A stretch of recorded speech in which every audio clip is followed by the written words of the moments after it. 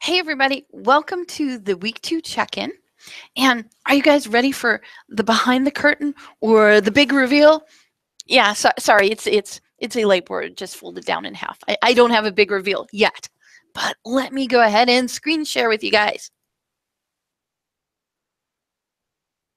Okay, so let's go ahead and get started here. Okay, so this is your midweek check-in, and I'd also like you to put on the hat of an instructor, and I'm going to tell you the rationale why I did certain things, okay?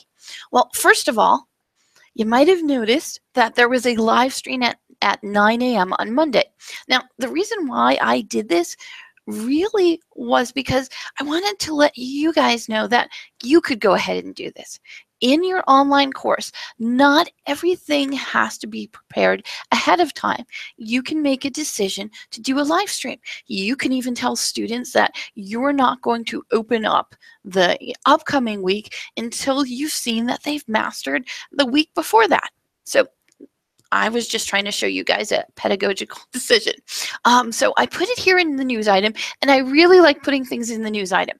And the reason why I do that is because, as I have heard back from many online students, that they are afraid that when things get posted in discussion, they get lost. So I like to put things in the news item. I also like to tell students, keep checking that news item. That news item is where I'm going to put anything new. Okay, so we're gonna jump over here to content. And we're just waiting. Come on. I'm not on the fastest computer today. So we'll come over here to week 2. Okay, I went ahead and put this picture. This picture is totally from NASA, and you can see and you can see the attribution right here at the bottom. NASA is wonderful for pictures, and go ahead and use them, please. Okay, so coming over here to the introduction. In the introduction, it might seem a little lengthy for a week, but I wanted to give you examples that I would give to a student in an online course for a full semester course, okay? Introducing the learning objectives. Okay, now this checklist, I just like giving an easy checklist like this, okay? See, that's all you need to look at. Go ahead, print it off, and go ahead and put it somewhere that is useful for you.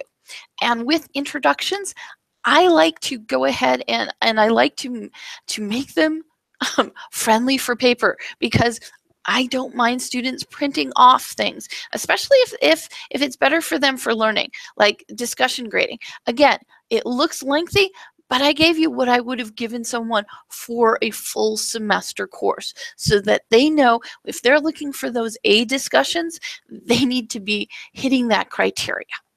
So we're just going to follow the breadcrumbs back. Next thing, this helpful hints. This is actually something that one of my professors used to do. And again, these helpful hints might be for a week, or these helpful hints might be for the full class. Now, those of you who have taken an online course and are really good at going through online courses and figuring this out for yourselves, I would not expect any of you to go ahead and read it. And that's why I went ahead and I put optional right here. So that's another behind the curtain thing. So what you're getting right now is my rationale for why I'm going to go ahead and do things. Now, concept slides are right here. You can click through them. And as far as this, I gave you 3 different websites, and I gave instructions about exactly how you're going to read them and why you would be reading it. So it's a rationale, and it also gives you a little bit of an explanation. When it comes to this week, I am not looking for anyone to memorize facts and figures, so I kept giving these little extra descriptions here so that you can know that. Okay, user types. User types, again, it says right after each one, when something slides, I like to put slide there. This one, like read only 5 pieces, only 5 pages. Again, quick read. On this site, just skim. And then this one, the students in tech, yes, you can second screen it. So this one is optional. And like I said, if something's optional, it really is optional. Now, let's click over into student engagement. Oh, and you should know I'm very impatient with technology. Okay, it came over. Yay. Okay, so a little bit of a description here and a image for you, how to go about creating something, and some optional pieces. Okay, so the first two correlated with discussion 1 and 2, and then online learning and loophole seeking. These are resources for you for discussions 3 and 4. But everything's really going to be happening here in discussions. So you're going to scroll down, and I wanted to give you information. I wanted to be explicit and tell you, look, take a look at these 4 discussions.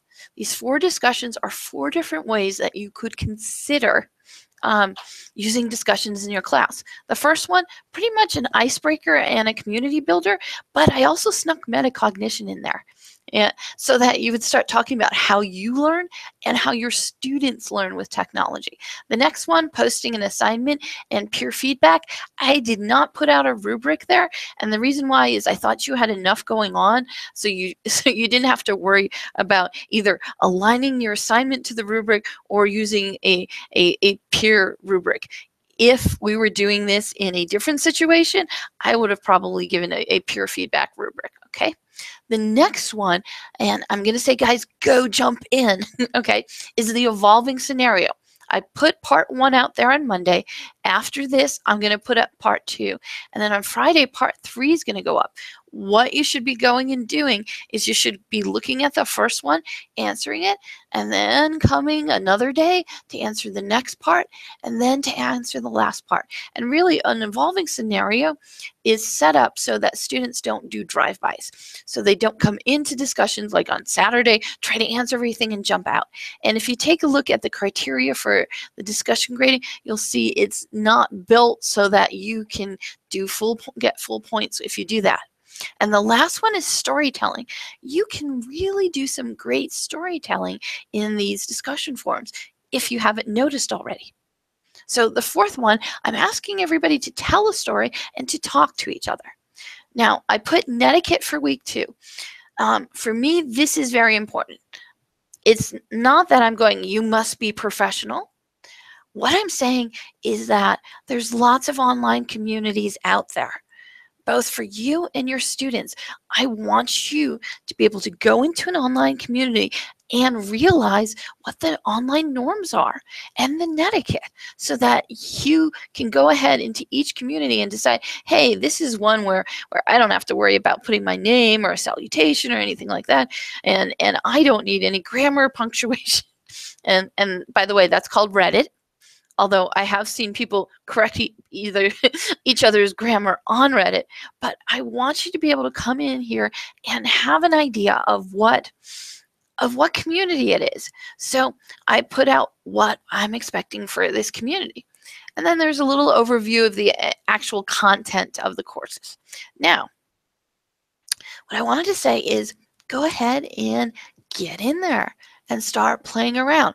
I have to say, I love the blast from the past that Kathy went ahead and gave us with that. Now, scrolling down a little more, you can see what Neil gave us, okay? Let's scroll a little more. John and his fantastic blinking VCR. I have to say kudos for going out and looking for that. And then I can't forget Vygotsky is my co-pilot. By the way, great pictures, great ways of telling us exactly your relationship with technology. And then who am I missing? I missed somebody. I missed Paige. Paige. No, that is John. We don't. Not that we don't want John, but let's jump onto Pages. Pages. I absolutely love this. Paige in here is telling us these are the pictures that she's having her students take with the microscope. Think about the difference when you were going to school and what it's like now. So with this one, I really want you to jump in here, tell us about your relationship with technology, what you're going to have to do as an online instructor, and how this is going to help you go ahead and relate back to your students. Okay, the next one, student engagement. Okay, we have some Padlets. I haven't seen Matt's Padlet yet, But go in, take a look at Kathy's. Go ahead and look at Neil's. And now we have maths. This is fantastic. Okay, our next one, student scenario. What are you? Get in there.